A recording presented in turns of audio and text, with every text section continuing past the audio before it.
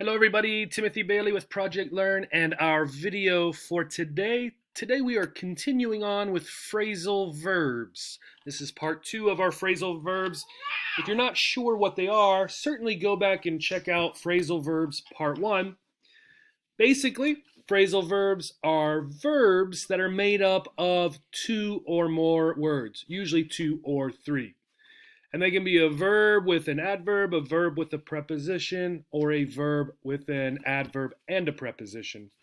And today we're going to practice using some of them. Here's an example of them. This is certainly not all of them.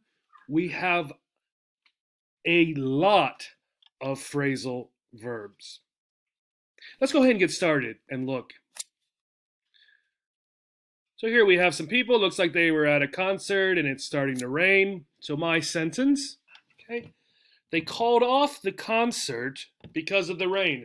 So what I want you to do for each example is I want you to sort of think of what is the phrasal verb, right, in the sentence, and then I want you to think of the meaning. What does this phrasal verb mean? So they called off the concert because of the rain. Now the key for phrasal verbs is the verb part.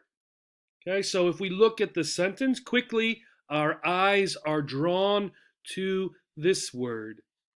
And we know it's a phrasal verb, so it has another word with it, adverb, preposition, or both. So off, called off. Okay, this is the phrasal verb, right? And again, it's different than just called by itself. I called my mother, okay? Called off, what does it mean? Looking at the picture, well, they canceled the concert. Okay, they canceled the concert because of the rain. And I talked briefly in video 1, part 1, phrasal verbs are really important for more informal spoken English. If you're writing an essay or you're doing any kind of writing really, you might use the word canceled instead of the phrasal verb. If you're talking to someone, however, your classmates, your teacher, your English-speaking neighbor, anything like that, you might use the phrasal verb instead. Let's try another one. So here's a man working on his homework. His name is Victor.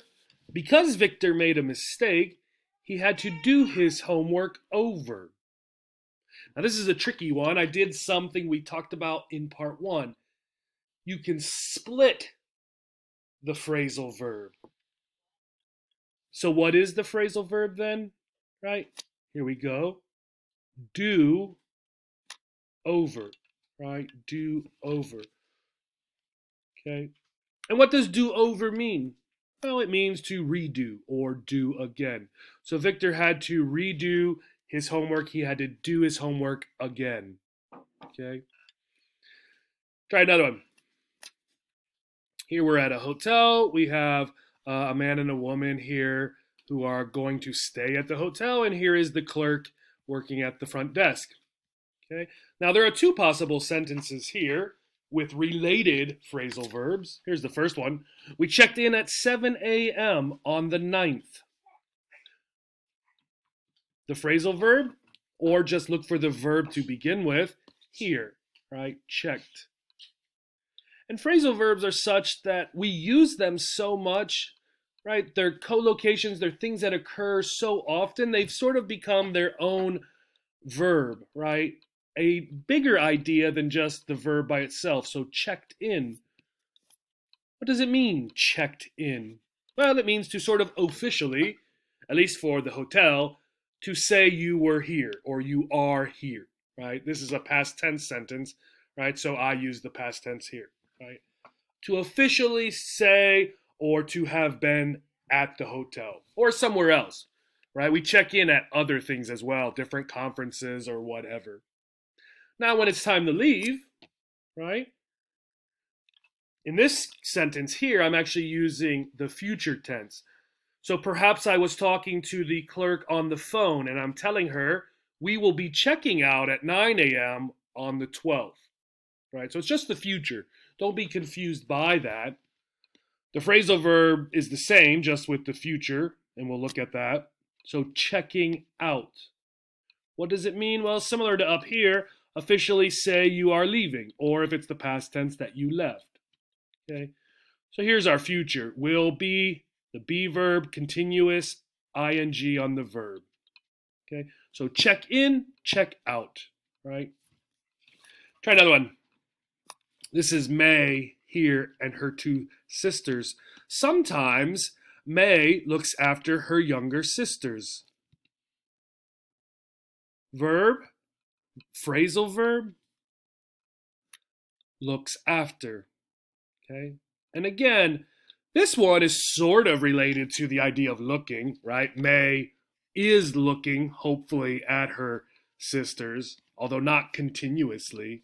But to look after actually means something a little bit more than that. May isn't just supposed to look at them. What is she doing? She is taking care of them. This is the key. So watching is the looking part. Taking care, take care of, tend to, both means to also probably feed them, make sure they're not in danger, make sure they're doing their homework or whatever, May's mother and father or whoever wants her to do. All right, our next one. I'm sorry, Dr. Betts is in a meeting. Could you call back at 3 o'clock? So the woman here, right, receptionist answering the phone at a doctor's office, right, and someone called, right, but the doctor in a meeting. What's the phrasal verb? This one might be a little easier because you know call, right? The question is, what does it mean call back? You might have guessed, it means to call again, right? So the patient needs to call back to the doctor's office, call again at 3 o'clock. You might walk into a restaurant and it's very busy and the only table that doesn't have people sitting at it is this table, but there's a lot of dirty dishes from the people who were previously there. So the server might say, let me get rid of these dishes. What is the phrasal verb? The phrasal verb, get rid of. So in this case, we have 3 words. And what does it mean? Well, it means to take something away in this context or take something off your table. Now, the restaurant doesn't throw the glasses and forks and spoons and plates away, right? They reuse them. So get rid of, in this situation, means to just take it away from you. Take it away from or off of the table. If you're getting rid of something such as trash, right? Your wife or your husband or somebody might say, get rid of the trash. In that case, we are throwing it away, okay? So a good example where what the words we are using don't always mean the same thing, right? We're not throwing away these dishes. So maybe you're watching a movie, listening to music. This is the volume control, how quiet or how loud something is. Someone says, I can't hear anything. Can you turn up the volume? What is the phrasal verb? Right? Think about the phrasal verb. Here's another example. I can't hear anything. Can you turn the volume up? Phrasal verbs, turn up, here, together. Turn up here, split, right? So we talked about this in part 1. Sometimes you can split phrasal verbs, other times you cannot. This time you can, right? You can say turn the volume up. Right? What does it mean to increase something? Increase the level of the sound in this example. Now here's another way to say it. Imagine we have been talking about the volume, so I don't need to say the volume. I can use a pronoun, right? He, she, it, they, to refer to the volume. And I'm going to use the pronoun it. I can't hear anything. Can you turn it up? Here I've split them. I put the pronoun in between. Can I do the same thing here as in this question? I can't hear anything. Can you turn up it? Can you turn up the volume? Can you turn up it? These two are the same. Can I do both of these? No, you cannot. So one of the difficulties with phrasal verbs, other than the fact that there are no real rules, you can't always split it. While the pronoun it refers to the same thing, you can put the noun in between or at the end, but you cannot put the pronoun at the end.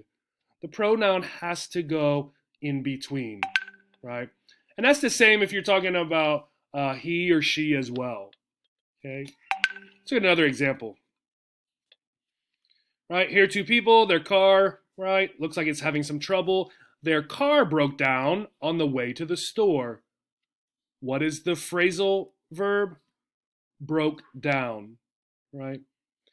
Now, broke down is different than broke. Again, phrasal verbs sometimes are similar or related to the main verb, but other times they're really different. If we just say their car broke, it sounds like somehow it just snapped in half, like my pen would break. And that's not really what happened to the car. Broke down then means stopped working, okay? In some way, one part of the car stopped working. Or it stopped working how it's supposed to work, okay? Here's another one. So we have some children visiting, it looks like some senior citizens, some older folks. Today, the children from a local school came over. Came over, the phrasal verb. We have another phrasal verb that basically means the same thing. Today, the children from a school dropped by. So we have dropped by. What do both of those mean? What are the children doing? Well, they're visiting, right? They are visiting, okay? The only real difference here is dropped by often means without any kind of arranged time, right? Just to stop by sort of whenever you were free. You didn't plan a time to stop by. So here's a bookstore. Right? Imagine I ordered a book. My new book is in. I can pick it up anytime. What is the phrasal verb? Pick up. And again, I put the pronoun it. What is it? My new book in between. My new book is in. I can pick up my new book anytime. Again, I can reuse this and put it here, right? My new book. Here the phrasal verb is together. Can I say my new book is in? I can pick up it anytime? No, we cannot. Remember the volume example. So the rule here for this situation is that the noun you're referring to, even if it has some modifiers such as an adjective or a possessive pronoun, right, or a possessive adjective, this group of words can go at the end or it can go in the middle, right? I can pick up or I can pick my new book up anytime. The pronoun can only go in the middle. It cannot go after the phrasal verb. And what does it mean to pick up in this situation? To go and get or collect something, right, from a place. How can I get better at using, excuse me, and understanding phrasal verbs? Well, there's only one real way to do that, because there aren't rules for the phrasal verbs that help you figure out how to use them. The best way is to practice, right? Again, informal spoken English, when you're talking with your native English speaking friends, or you're listening to people, listen for the phrasal verbs. Find the verb and listen for the words around it. Are they using a phrasal verb? I hope this is interesting and helpful. Thank you and have a great day.